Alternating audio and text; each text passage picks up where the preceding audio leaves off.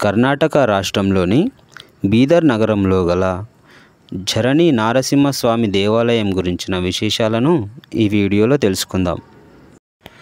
శ్రీ మహావిష్ణువు 4వ అవతారం అయినటువంటి నరసింహస్వామి హిరణ్యకశిపుని సంహరించిన తర్వాత పరమశివుని భక్తుడైన జరాసురుడు లేదా జలాసురుడు అనే రాక్షసుడిని వధించాడని పురాణాల ద్వారా తెలుస్తుంది.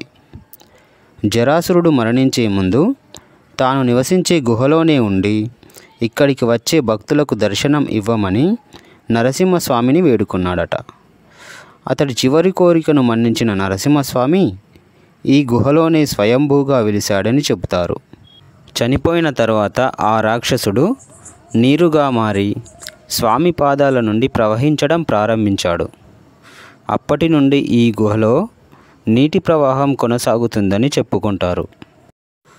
ఝరణి నారసింహ గుహ దేవాలయం కర్ణాటకలోని బీదర్ నగరానికి సుమారు 5 కిలోమీటర్ల దూరంలో ఉంది. ఇది మణిచూల కొండ శ్రేణిలో ఉంటుంది.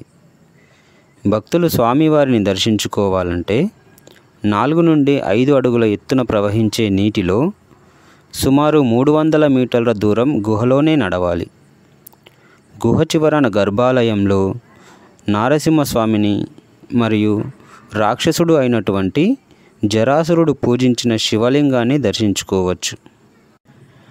భక్తుల సౌకర్యార్థం గుహ దేవాలయంలో ఎయిర్ కండిషన్ మరియు లైటింగ్ సిస్టమ్ ఏర్పాటు చేయడం జరిగింది. గర్భాలయంలో చాలా తక్కువ స్థలం ఉన్నందున ఒకసారి కొంతమంది మాత్రమే దర్శించుకోవచ్చు. మిగతా వారు తమ వంతు కోసం నీటిలోనే వేచి చూడాల్సి ఉంటుంది.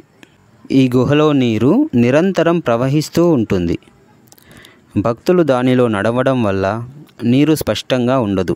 సల్ఫర్ అనే మూలకం ఉండడం వల్ల ఆ నీరు చర్మ సమస్యలు ఉన్న వ్యక్తులకు వైద్యం చేసే గుణాలను కలిగి ఉందని చెబుతారు.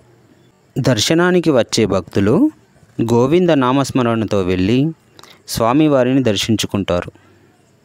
ముఖ్యంగా ఈ ఆలయాన్ని సంతానం కోసం చాలామంది దంపతులు సందర్శిస్తారు. ఈ దేవాలయం ప్రత్యేకత అయినటువంటి నీటి గుండా ప్రయాణించి స్వామివారిని దర్శించుకునే తీరు మనకు ఒక చక్కటి అనుభూతిని కలిగిస్తుంది.